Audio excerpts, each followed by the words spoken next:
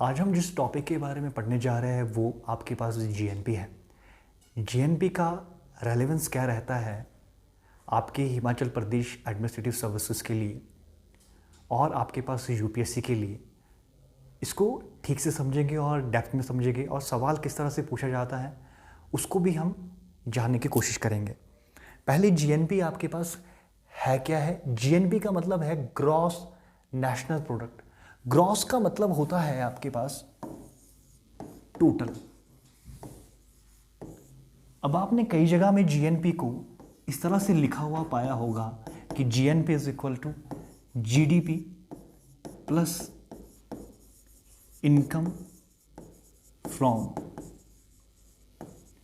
Abroad. Generally GNP आपके पास GDP आपका और जो विदेश से जितनी इनकम आती है उसको मिलाकर जीएनपी बनता है। अब भारत के कॉन्टेक्स्ट में हम इसको समझने की कोशिश करेंगे कि भारत में जो जीएनपी है उसमें जो इनकम फ्रॉम अब्रॉड है वो किस तरह से ली जाती है। इनकम फ्रॉम अब्रॉड इंडिया की जीएनपी में 3 तरह से ली जाती है। पहला है आपके पास प्राइवेट रेमिटेंसेस, सेकंड है आपके पास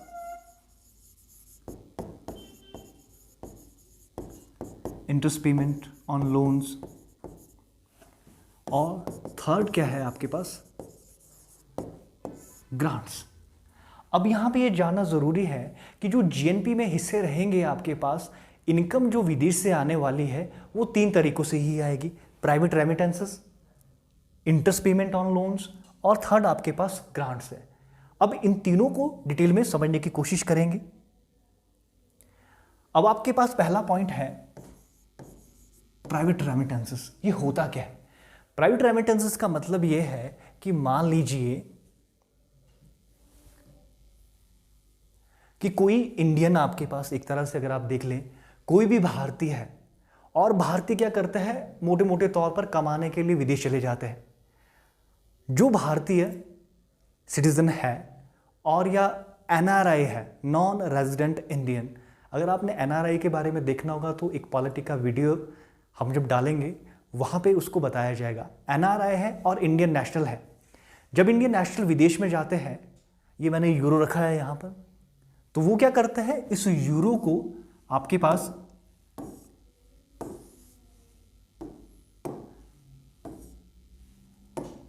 इस यूरो को मोटे तौर पे कहां भेजेंगे, इंडिया भेजेंगे। और ये पैसा क्या होता है, इंडिया के जीएनपी में लिया जाएगा। अगर आप प्राइवेट रेमिटेंसेस के बेस पे देखें तो इंडिया इसमें लार्जेस्ट गेनर है। अगर आप 2022 का दिसंबर का डेटा निकालोगे, 2022 का जो दिसंबर का डेटा है, और टाइम्स ऑफ इंडिया जो न्यूज़पेपर है उसने बताया है कि प्राइवेट रेमिटेंसेस में जो भारत को प्राइवेट रेमिटेंसेस आते हैं, भारत के लगभग 2022 में 100 बिलियन के आसपास प्राइवेट रेमिटेंसेस हैं, जो कि वर्ल्ड में सबसे ज़्यादा है। इसका मतलब ये कि जो भारत का डायस्पोरा है, मतलब जो भारत के लोग विदेशों में काम कर रहे हैं और विदेशों से जो पैसा भारत को भेज रहे हैं, भारतीय सबसे ज़्यादा दुनिया में काम कर रहे हैं और भारत को सबसे ज़्यादा दुनिया का पैसा मिल रहा है। अगर आप ये देखोगे, जो ये 100 बिलियन है जो इंडिया आ रहा है, ये 100 बिलियन सबसे ज़्यादा आपके पास यूएसए से आ रहा है। और सेकंड रैंक पे जो है यहाँ पे कंट्री, वो कौन सी है, यूएई है। इन 2 देशों से भारत के लिए सबसे ज़्यादा पैसा प्राइवेट रेमिटेंसेस के तौर पर भेजा जा रहा है। अगर मैं वर्ल्ड की बात करूँ और वर्ल्ड सिनेरियो की बात करूँ, वर्ल्ड में आपके पास 3-4 कंट्रीज ऐसी है जिनका प्राइवेट रेमिटेंसेस सबसे हाईएस्ट है। इनमें से सबसे पहली कंट्री है आपके पास इंडिया। और सेकंड चीज याद रखिए, अभी ये आपके पास डेटा बदल गया है। सेकंड रैंक पे यहां पर आपके पास मैक्सिको है और थर्ड रैंक पे आपके पास चाइना है रेमिटेंसेस के बेसिस पे। अगर आप देखो जीएनपी में, इंडिया की जीएनपी में, तो हमेशा से अगर आप देखोगे 1990 के पीरियड के बाद से लगभग रेमिटेंसेस के तौर पर इंडिया हमेशा गेनर रहा है। भारत के लोग हमेशा स्किल लेबर है, बाहर जाती है और बाहर से आपको इस तरह का यूरो टाइप के पैसे इंडिया भेजे जाते हैं। तो यहाँ पर हमेशा से गेनर रहा है। अब इसका हम दूसरा पॉइंट समझने की कोशिश करेंगे, जो आपके पास ये बताने की कोशिश करेगा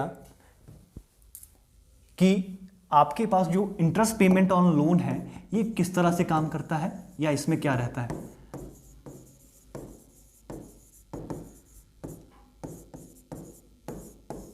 अब इसका मतलब होता क्या है इंटरेस्ट पेमेंट ऑन लोन।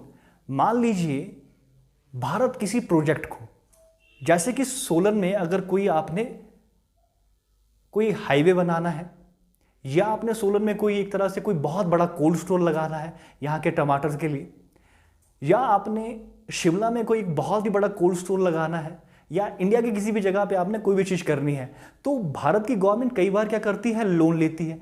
जब लोन लिया जाता है, लोन पे आपको हर महीने क्या करना पड़ता है, इंटरेस्ट देना पड़ता है। इंटरेस्ट का मतलब आपके पास क्या होगा, एक तरह से ब्याज के तौर पर आपको कुछ ना कुछ पैसे हर महीने किश्तों में ईएमआई पे करनी पड़ती है। तो जो आपका ये इंटरेस्ट पेमेंट है, इंटरेस्ट पेमेंट के केसेस में भारत से भी बहुत सारी कंट्रीज क्या करती है, लोन ले लेती है और भारत को ब्याज मिलता है। लेकिन अगर आप यहाँ पे देखिएगा कि भारत ने लोन ज़्यादा लिया है एज कंपेयर टू ज़्यादा देने के अकॉर्डिंग, तो यहाँ पर भारत को थोड़ा सा नुकसान रहता है कि भारत लेता ज़्यादा है, लोन ज़्यादा लेता है और आपके पास लोन देता कम है। ये आपके पास इंटरेस्ट पेमेंट ऑन लोन वाला जो इसका आपके पास सेकंड हिस्सा था, जो इनकम आती है अब्रॉड से। और तीसरा हिस्सा है आपके पास ग्रांट्स। ग्रांट्स क्या होती है, ग्रांट्स क्या ऑफर की जाती है। मान लीजिए ग्रांट्स यहाँ पे एक सिंपल सा टॉपिक है और अलग सा रहता है, कई बार ग्रांट और एड में कई बार कंफ्यूजन हो जाता है। मान लीजिए कि अगर कोई आपके पास श्रीलंका में कोई आपने किसी भी तरह का सोलार प्रोजेक्ट लगाना है, तो उसके लिए अगर इंडिया अपनी तरफ से कुछ एक फाइनेंशियल मदद देगा उसको प्रोजेक्ट को लगाने के लिए, तो उसे क्या बोला जाएगा, ग्रांट्स कहा जाएगा। किसी प्रोडक्ट को आपने किसी भी तरह का कोई भी स्ट्रक्चर तैयार करना है या आपने कोई प्रोजेक्ट लगाना है, प्रोजेक्ट के लिए जो असिस्टेंट दिया जाता है किसी देश के द्वारा, तो उसे क्या बोला जाता है, ग्रांट बोला जाता है। हमेशा इंडिया के केस में इंडिया को जो आपके पास ग्रांट्स रहती है वो हमेशा कम रहती है, ये क्या रहेगी, लेस रहेगी।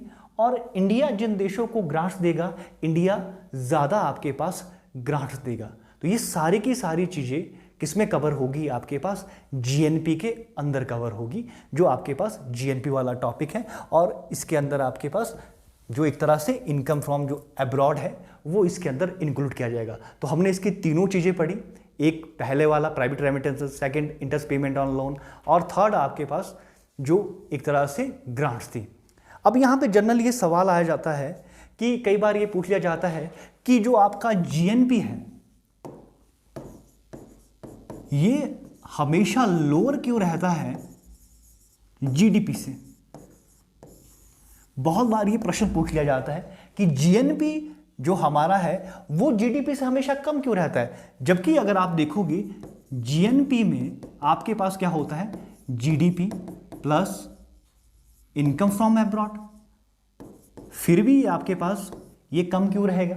इसके पीछे का कारण नहीं है, अगर हम ऐसे समझ लें कि जो ये इनकम फ्रॉम अब्रॉड है इसके तीन कंपोनेंट थे, जैसे private remittances, interest payment on loans और थर्ड क्या आपके पास ग्रांट्स। प्राइवेट रेमिटेंसेस के केस पे तो इंडिया हमेशा गेनर रहा है।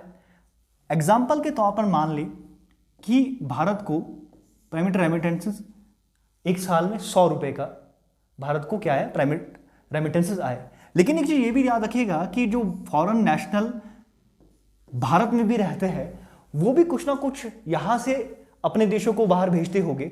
एक रिपोर्ट के अनुसार, जो मैं रिपोर्ट पढ़ रहा था और विकिपीडिया पे भी देख रहा था, इंडिया से सबसे ज़्यादा पैसा बांग्लादेश को रेमिटेंसेस के तौर पर दिया जाता है, यहाँ से शिफ्ट होता है रेमिटेंसेस के तौर पर। जिस तरह से पूरी दुनिया से सबसे ज़्यादा भारत को आता है, भारत से सबसे ज़्यादा रेमिटेंसेस किसको जाते हैं, बांग्लादेश को जाते हैं।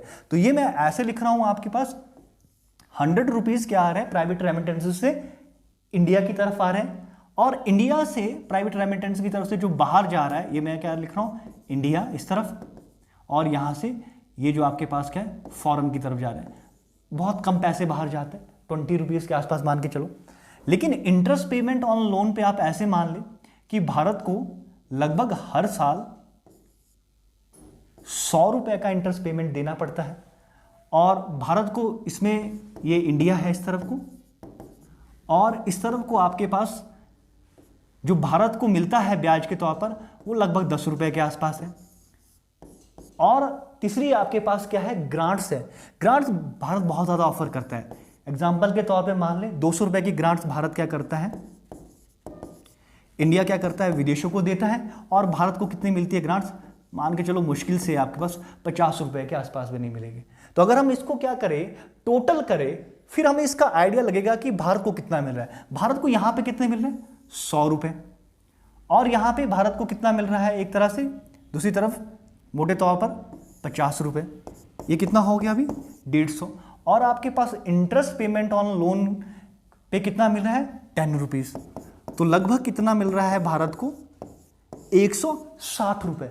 जो ये आपके पास जीएनपी के 3 फैक्टर है, जो इनकम फ्रॉम एब्रॉड है। इनकम फ्रॉम एब्रॉड जो भारत को आ रही है, लगभग विदेशों से जो आय आ रही है, एब्रॉड की जो इनकम है इंडिया को कितनी आ रही है, 160 रुपए आ रही है। लेकिन भारत से इनकम कितनी बाहर जा रही है उसको देखते हैं। यहां से 20 रुपए, यहां से 100 रुपए, और यहां से 200 रुपए। अगर इसको टोटल कर दे 20 प्लस कितना 100, तो ये आपके पास कितना हो जाएगा, 320 रुपीज़। ये कहाँ जा रहे हैं, आपके पास एक तरह से एब्रॉड को जा रहे हैं। तो इंडिया के केस में जो पैसा आपके पास इनकम फ्रॉम एब्रॉड है, जीएनपी का जो डेफिनेशन होगा वो कैसा हो जाएगा, GDP minus income from abroad. क्योंकि ये जो पूरा सिस्टम है ये कैसा हो जाता है, नेगेटिव हो जाता है। नेगेटिव क्यों होगा, क्योंकि इंडिया आपके पास क्या करता है, ज्यादा उसको देना पड़ता है और उसको मिलता कम है। इसलिए हमेशा जो जीएनपी है वो क्या रहता है आपके पास, जीडीपी से कम रहता है। किसके अकॉर्डिंग, जीडीपी के अकॉर्डिंग। अगर आपको ये क्लियर हो गया होगा कि कैसे ये कम रहता है, क्योंकि जो प्राइवेट रेमिटेंसेस होती है, इंटरेस्ट पेमेंट ऑन लोन होता है, और तीसरा आपके पास ग्रांट्स होती है। तो इन तीनों चीजों में भारत को क्या देना पड़ता है, एक तरह से ज्यादा विदेशों को देना पड़ता है और विदेशों से भारत के लिए कम आता है। तो हमेशा से जीएनपी में ऐसा ही होता रहा है। तो जीएनपी अब हमारा इंडिया के केस में क्या बन जाता है, GNP minus income from abroad.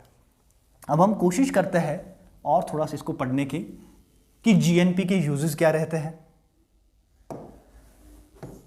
GNP के यूजेस क्या रहेंगे, किस काम आपके पास जीएनपी आता है। पहली बात तो आपके पास जो जीएनपी है, आईएमएफ के अकॉर्डिंग ये आपके पास क्या है, नेशनल इनकम भी है। ये क्या है, नेशनल इनकम भी है जीएनपी आईएमएफ के अकॉर्डिंग। और दूसरी बात ये, आपके पास जीएनपी जो है ये किसी भी इकोनॉमी का quantitative as well as qualitative analysis भी प्रोवाइड करता है। क्या, क्वांटिटेटिव और आपके पास क्वालिटेटिव एनालिसिस प्रोवाइड करता है। क्वांटिटी और क्वालिटी का मतलब क्या है कि भारत के अंदर किस तरह का गुड्स बनाया जा रहा है, ये क्वालिटी बताने की कोशिश करता है। जैसे कि अगर आप देखोगे यहां पर,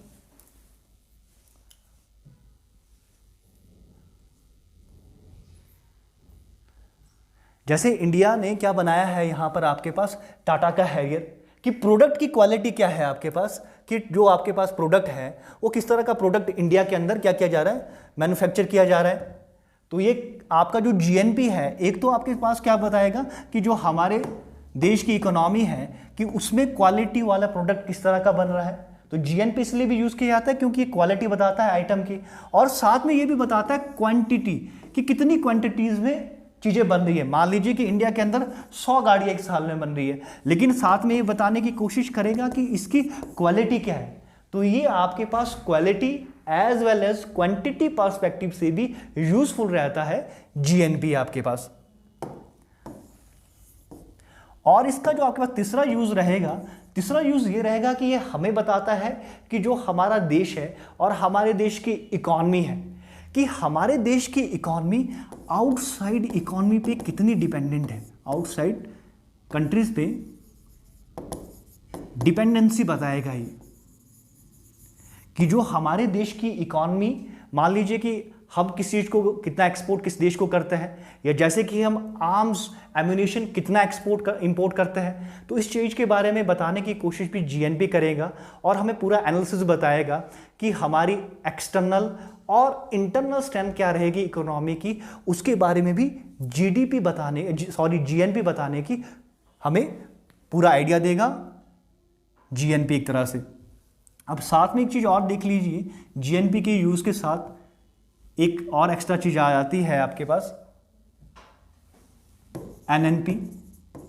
ये एनएनपी है क्या? एनएनपी आपके पास जीएनपी में से अगर मैं डेप्रिसिएशन को माइनस कर दूं तो क्या मिलेगा? एनएनपी मिलेगा। ये जो डेप्रिसिएशन है ये है क्या है? ये आपके पास वियर एंड टियर है। वियर एंड टियर का मतलब है घिसाई। जब आप कोई गाड़ी लेते हैं, गाड़ी लेने के बाद आप उसको कुछ टाइम चलाते हैं, कुछ टाइम के बाद उसमें कोई ना कोई दिक्कत आती है, उसकी सर्विसेज करवाते हैं। जब हम सर्विसेज पे जो खर्चा होता है वो भी आपको बियर करना पड़ता है। तो अगर हम एनएनपी में से जो एनएनपी है, ये एनएनपी आपके पास होता है net national product. Net national product आपके पास क्या होगा? GNP minus depreciation. ये डेप्रिसिएशन आपके पास वियर और टियर हो गया। जब हम इसको निकाल देंगे किस में से? जीएनपी में से, तो जो हमारे पास बचेगा वो होगा आपके पास नेट नेशनल प्रोडक्ट। और ये जो नेट नेशनल प्रोडक्ट है ये प्योरेस्ट फॉर्म है हमारे पास हमारी नेशनल इनकम का। और इस एनएनपी को कैपिटल एन और आई से भी डिनोट किया जाता है। आपके पास जीएनपी में से जब हम माइनस कर देंगे डेप्रिसिएशन को तो हमें क्या मिलेगा? एनएनपी मिलेगा। और जब हम इस एनएनपी में से जो ये एनएनपी है, ये एनएनपी क्या होगा आपके पास? एक तरह से प्योरेस्ट फॉर्म है हमारी नेशनल इनकम का। अब कई बार पेपर में ये भी सवाल आ जाता है कि क्या जीडीपी नेशनल इनकम है? बिल्कुल हाँ, जीडीपी नेशनल इनकम है, जीएनपी भी नेशनल इनकम है और एनएनपी भी नेशनल इनकम है। लेकिन जो प्योरेस्ट फॉर्म रहेगी आपके पास नेशनल इनकम की, और जिस इनकम को कैपिटल एन और आई से डिनोट किया जाएगा, वो आपके पास कौन सी रहेगी? वो रहेगा आपके पास एनएनपी। बाकी नेशनल इनकम को कैपिटल एन और आई से डिनोट नहीं किया जा सकता। ये आपने थोड़ा सा ध्यान रखना है। अब एक और चीज यहां पर है कि अगर मैं एनएनपी को हमारी टोटल पॉपुलेशन से डिवाइड करता हूं, किससे? टोटल पॉपुलेशन से डिवाइड करता हूं तो मुझे क्या मिलेगा? Per capita income. Per capita income मिलेगा। तो ये आपके पास एनएनपी को जब आप डिवाइड करोगे टोटल पॉपुलेशन से तो हमें क्या मिल जाएगा? Per capita income.